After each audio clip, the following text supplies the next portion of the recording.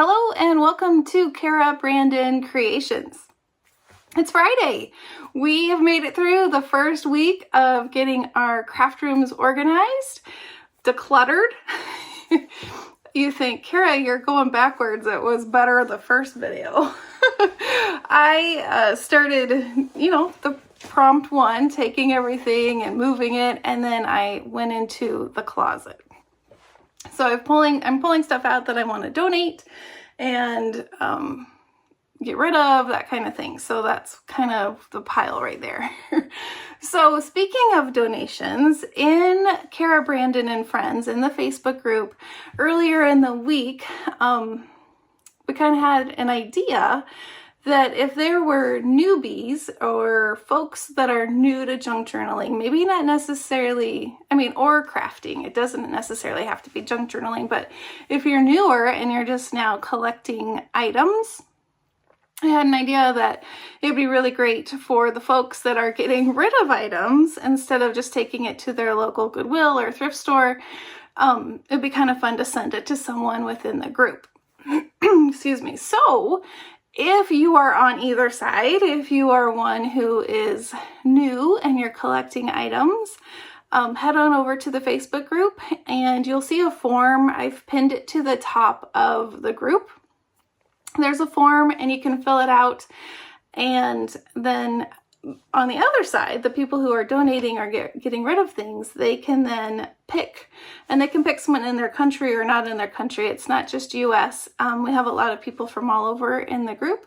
So let's say you're in Australia, you could pick an Australia newbie and send to them. So if that interests you, go ahead and join the group and you'll see those different forms. I do have to add to the form.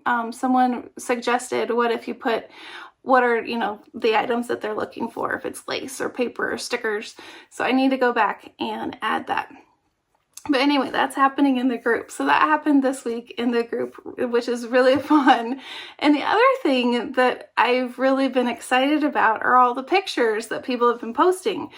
A few people, they're like, I'm really nervous to do this, but I think it's really creating a community. Like, hey, I'm not the only one. I'm not the only one who has struggled with this or who needs to get this back in check and in order. So I really enjoyed the conversations that we're having in the group, and it's just been really fun. All right, if you haven't already, make sure you go back and check out the videos from this week. Starting on Tuesday, there was Mud Hut 2880, Kelley, and Wednesday was DearJulieJulie. Yesterday was Lynda with Blue Moon Studio, and me today. And then tomorrow is Cori Dahmen creating with scraps. And then on Sunday is Kim Newberg, and she's going to be giving a studio tour. And Cori, I think, is going to be giving some tips, because if you haven't seen already, her craft room is super organized. So she's going to give us some tips on how she stays organized. So I'm excited to see that. All right, so now I'm going to head over and I want to show you how I organize lace. It's nothing different than you've really seen. The thing that I wanted to do was make a freebie for you so that if you don't have pretty lace and ribbon cards, you can have them and you can print them out. And I gave it a try on my scan and cut, and it works. A couple things, I'll just show you the freebie and then we'll talk about it. So I made, and I'll flip it around so you can see it, but there's this one and then there's this guy that you can print. So it's two-sided, right? And then if you do this on your scan and cut, you might want to do it on cardstock. And the other thing you might want to do is, I have my logo and stuff right here. You might want to cut this off. And then on mine, I have to add washi tape because my mat is not sticky anymore. So I have to add some washi tape. And then the other thing, because it's been a while since my brother and I, my scan and cut and I have hung out, is you want to make sure that the pressure is enough to go through. So this basically just did a kiss cut because I didn't set my my dial high enough. I actually set it to an 8. I didn't know if that would be too much, but then it cut them out really nice. And then they cut like this, and then there's the backs. The other thing, I just had a little bit that I just had to trim up, but it cut out really, really well. So then you have all of these. And then if you do it several times, you have a nice little batch to work with. All right, so I'm going to turn my camera around and I will show you what I do with my lace. I'll be right back. Okay, so what I do is I take, or I took for these are playing cards, real math from teaching, that I then cut out a portion of the middle and then just wrapped around my lace.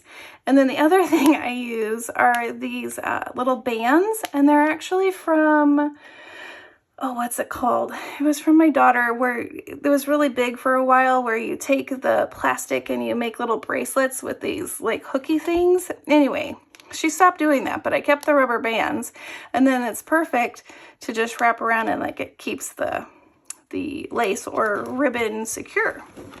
I have a drawer in one of my IKEA shelves, and I store all of them in there.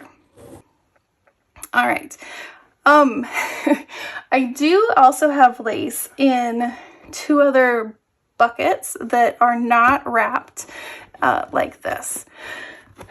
Partly because I have them on spools already, and so I will just kind of go through my bucket of spools. The one thing I do with spools is I'll add a piece of washi tape. Hold on, let me show you. All right, so I'll add a piece of washi tape on the spool of ribbon, and then hopefully it won't come unraveled. A lot of times when I toss them in the bucket and they don't have the washi tape, then it just becomes this tangled mess and it drives me crazy. So that's one thing I do. This one I was putting away the Christmas, and so I added those right there. All right, so then you can use, if you don't want to take time and fussy cut and or cut out the freebie, you can just use playing cards. And then you can create a template with a different card, and then you can use it to just trim out the section and then use that as your talking and trying to cut at the same time. But then you can use that as your ribbon holder. And my playing card that I'm using as a template is a little different size than this one. I think I used all of my math cards. So this part, I mean, it does take a little time as well. But the nice thing is once you have them made, I tuck my empty ones in the front of my drawer, so then I can just kind of stack them up and grab them as I need them. What I think I'm going to do now that I made these, though, is I'm going to slowly, I'll put these here and I'm going to slowly transfer them out. So you just wrap them like this, and it just will look so fun and pretty in the drawer. Just makes me smile. And then, like I do with other things in my craft room, I color code. They're not color code, but I'll sort them by color. So red, orange, all the way through the rainbow. And I thought I had one of the rubber bands, but I must have lost it on my desk. So then I would just add it in here like that. Pretty cute. Pretty cute. Isn't that fun? So fun. All right, so then what about, whoops, that was loud. What about lace and ribbon where you have just the bits and the pieces like this? Again, a lot of Christmas stuff going on here. Well, this isn't, in my opinion, I guess you could, but like some of these really aren't long enough, I feel, to wrap onto a card. So I have jars in the tops, on the tops of my shelves with different color ribbons. So I would just take, this I think is blue. I would take my blues after I'm done with a project or 10. Let's be honest. Whenever I, decide it's too much and I need to do this, then I'll store these in here, and then I can just go grab from the top of my shelf the colors of ribbons and the little bits and pieces that I want to work with. And so I just store those in there like that. These are from IKEA. You could use like spaghetti jars, right? Rinse them out. These, I think this is a Dollar Tree one. So I've just kind of collected them. Is that, I think this is Dollar Tree. But I've just kind of collected them as, you know, as I needed, kind of. And some colors have a dark and a light version. I also do this with my buttons. So I'll store my buttons in jars as well. And then I just love the color, the rainbow color sorting. So there we go with that. And then, I think that's pretty much all I do.